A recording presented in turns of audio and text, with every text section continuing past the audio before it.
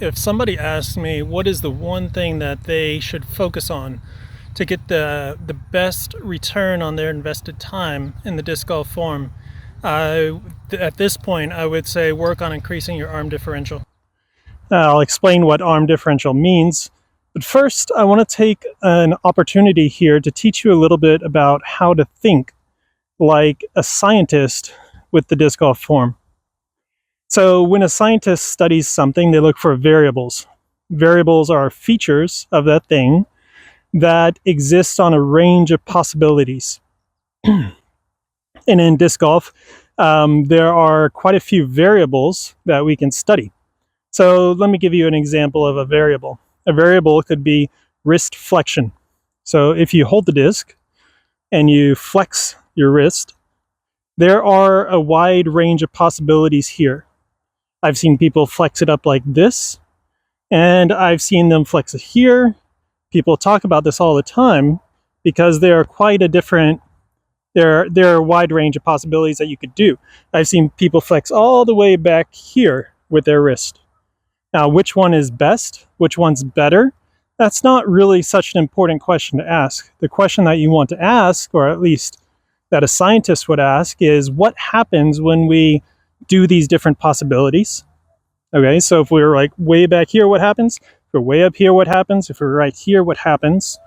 And the next question you want to ask as a scientist is you compare populations.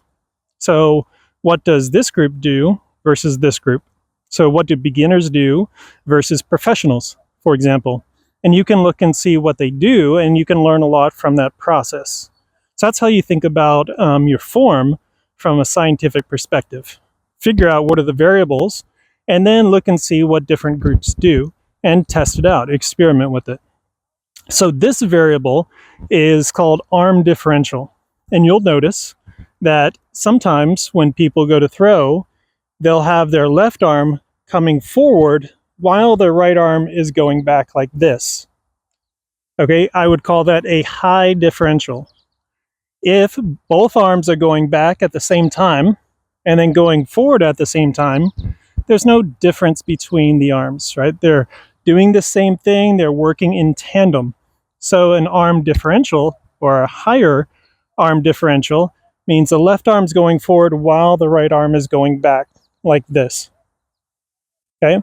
You can start to think about what pros do, and you think about who has the highest arm differential out of anybody. And I think that's probably Paul Macbeth. His arm differential is huge. His left arm is going forward while that right arm is really going back, and he's really stretching out those muscles, especially the muscles in his back as he's doing it. And so this is a variable that we can experiment with. And there are quite a few other features that your arm differential is going to impact, and I want to show you those as well. First, we'll go ahead and look at that feature of the arm being higher or lower and what happens with the differential. So if there's no differential with the arms going back and then going forward together, when you're right here, you'll notice you can just do this all day. You can go up and down. There's nothing keeping your arm up high. And when you start to go faster, you'll notice this arm's just going to collapse against the body often, and it's going to drop. And that's just what's going to happen when you have no arm differential. That's what you can expect. And if you watch beginners playing, beginners are not going to have an arm differential. They'll have zero arm differential going back together and then forward together. But as we increase that arm differential, the left arm going forward while the right arm is going back, what happens to our arm? Okay, let me go ahead and do a high arm differential, and then we'll see what it looks like. Okay, so this arm's going forward while that arm's going back, right there. And so you'll notice a few things. You'll notice this arm, the arm holding the disc, is higher up, right? It's up there by my throat. Also, you'll notice if you're holding this, you can't really adjust it. You can't drop it. It's stuck up there. So this structure right here of having a high arm differential, you'll notice that it's generating a lot of tension across the back and across the shoulder. You'll also notice that tension is raising that shoulder up in the front, like this. so that you can't actually drop it, because the tension developed by that high arm differential is not allowing you to drop it. Let me show you a few other things that having a high arm differential will affect, especially things that people talk about a lot. I want to show you an impact that it's going to have on the lower body. For example, people talk about the lower body a lot, and they don't talk about the correlation between what the upper body's doing and the lower body. But let's take a quick look at that. So if you have no arm differential, like, you can try this too, please, by all means, go ahead and try it. Take a stance, a little bit split stance, a little bit of an athletic pose, and go back, no differential, left arm and right arm going back together and then forward together. Okay, when you go back, you'll also notice what with the lower body. You'll notice that the left leg and foot is pointed back this way. And then as you go forward, you'll notice that the right knee and right foot is pointed this way. And that's typically what people call a horse stance. And so as you rotate back with both arms together and then go forward with both arms, having no arm differential, then it naturally puts you in this stance. And we see people talk about they want this leg, the left leg, to turn in, that knee to come in. Gannon Burry recently talked about this in his video on his backhand form. And he talked about how his back knee comes in. What he doesn't talk about is how his left arm is also coming in together with that. And he has a very high arm differential. That left arm is coming in as this is going back.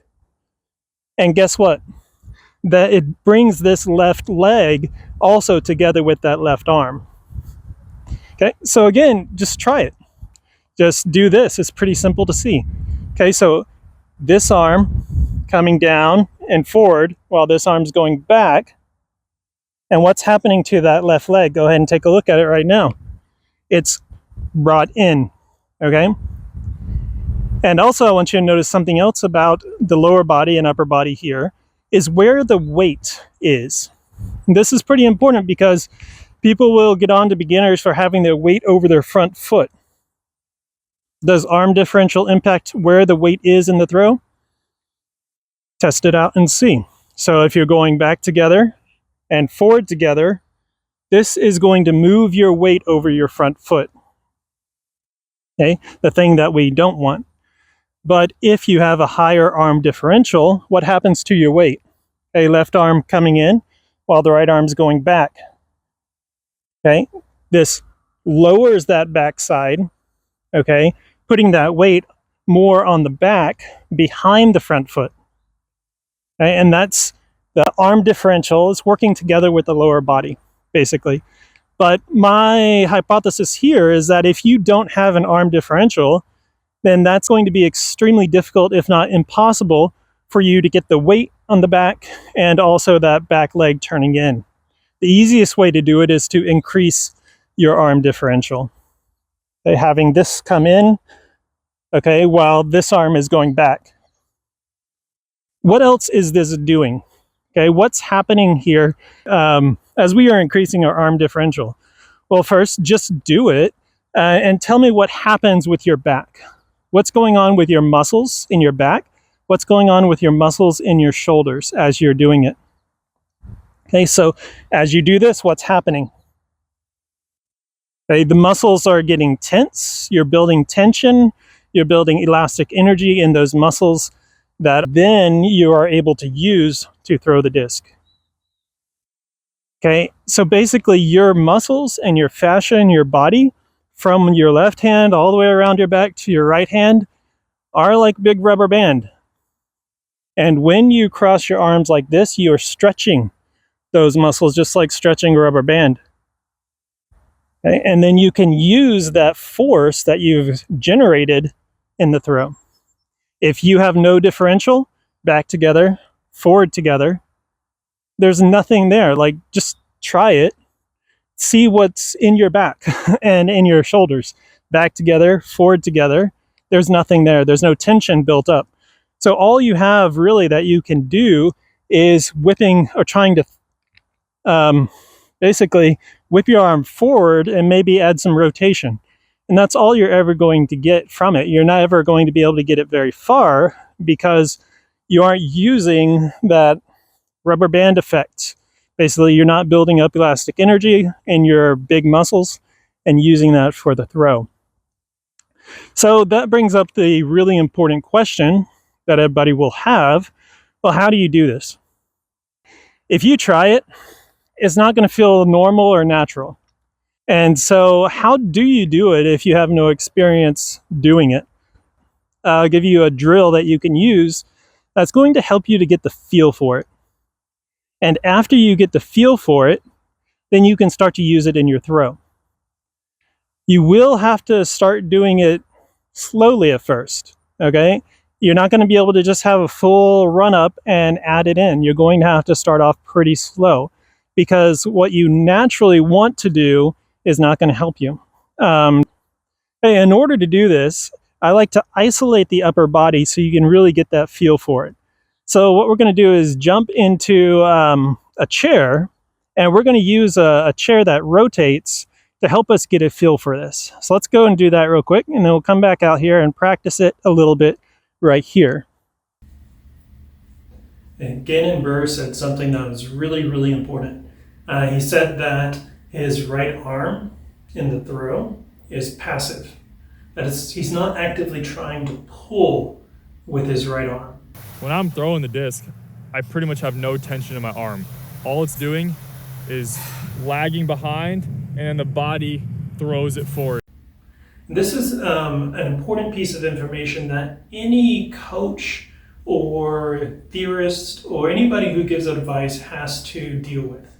How do you throw without the right arm trying to throw? And this right here shows you how that's possible. That by building that tension, the left arm actually helps to build that tension, and the right arm in this situation is trying to actually avoid going forward. So as it avoids going forward and stays farther back, it builds tension to where it finally whips it through.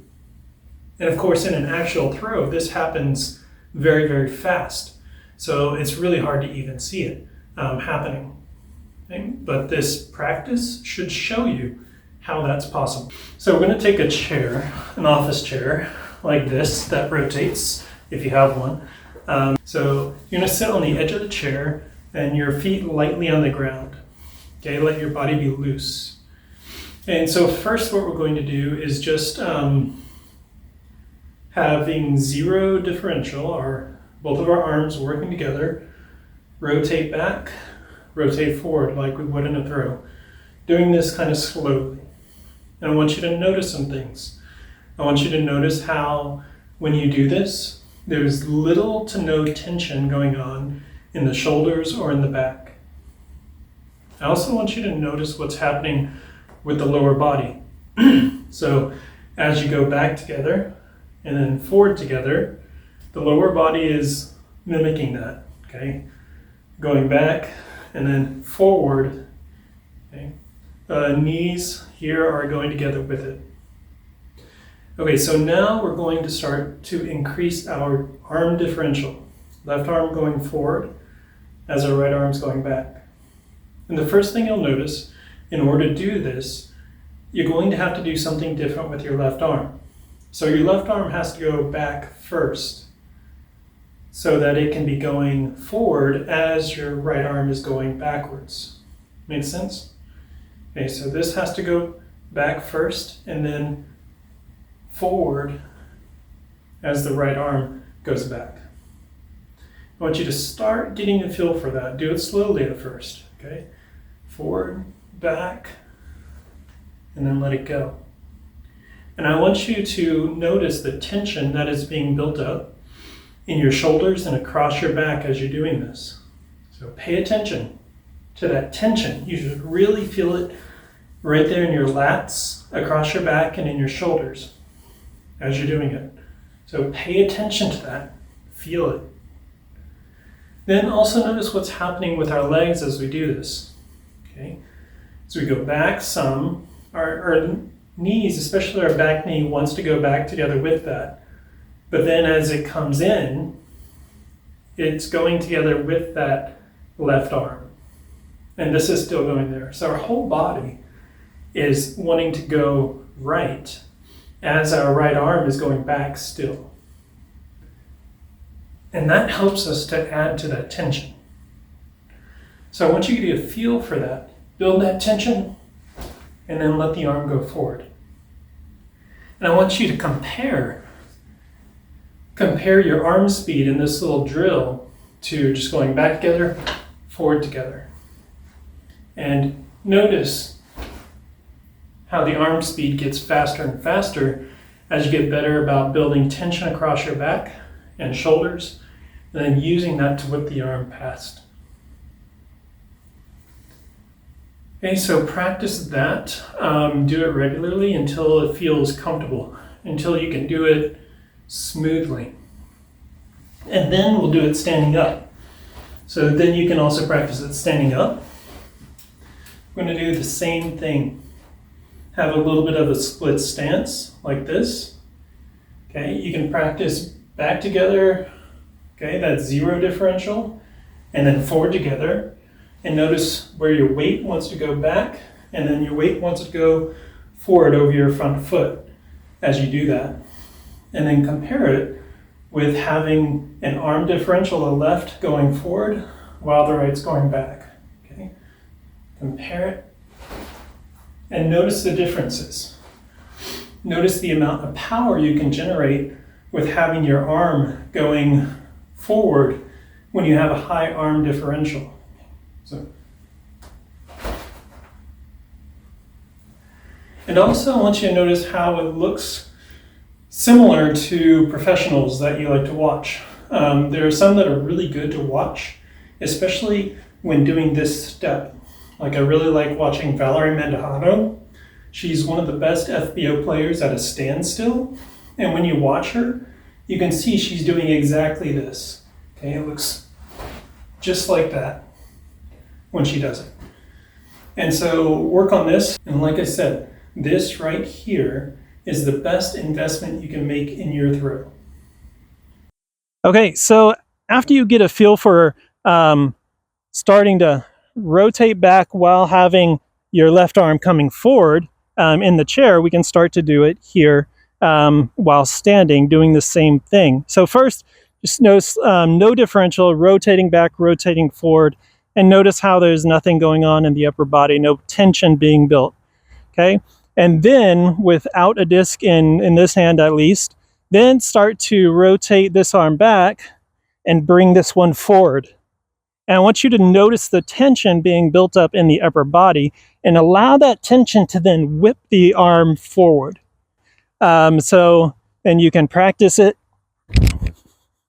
okay, until you get that feeling down. Okay, that feeling of using those muscles to build tension that then causes the backward force of your arm to then reverse and go forward. And then you can start to use that in your throw. Again, do it really slowly at first. Either by doing a standstill or by doing just one step. Because if you're going to try to run up and add this in, it's going to probably not work. You can give it a try, but really, really pay attention to, are you getting that same feeling that you had in the chair and when practicing the drill standing up? Are you getting that feeling or not? Be objective and truthful with yourself, because if you're not, you got to go back and start more slowly. Okay. And one other thing about timing, the timing of no arm differential and the timing of a high arm differential are very, very different. And it's going to feel really weird for a while. So the timing of no arm differential is both going back together, both going forward together. The timing of a high arm differential means that your left arm has to go back first. Okay, the left arm goes back while this is still staying here. And a really good person to watch for timing on this is Ricky Wysocki. So look at his timing and work on mimicking his timing of the left arm going back and then starting to come down while the right arm is going back. So with Ricky, the timing is left arm is going back and left arm is fully back while the right arm is still right here. And you're also going to notice something when you're in this position. Your chest has expanded and your back has contracted. Okay, those muscles have contracted. And with that, you've generated tension, especially through your chest, that you can then use to create even greater tension across your back. And that's how people are able to get so much power and distance by having that initial contraction that helps them to achieve a greater arm differential. And you might wonder about people that don't seem to have a high arm differential, like Anthony Barella. When he throws, his arm is more back here. So instead of going across his body, it's back here. And I want to remind you of why we're doing this. Why are we doing that arm differential? And that is largely to engage our back muscles, to build tension throughout that kinetic chain that is the rubber band of our shoulders, arms, and back. And that is not the only way to do it.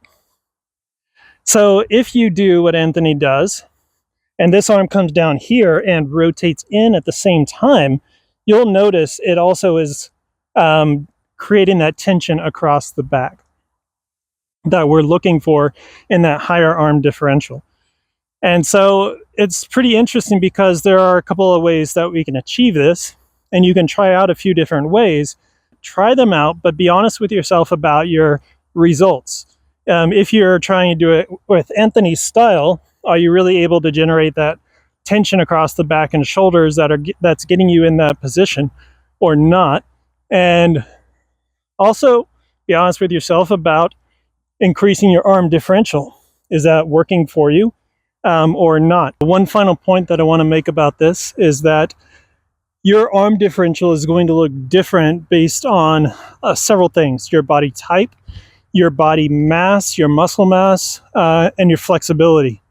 So some people are just not going to look the same, and be careful when trying to compare yourself with others.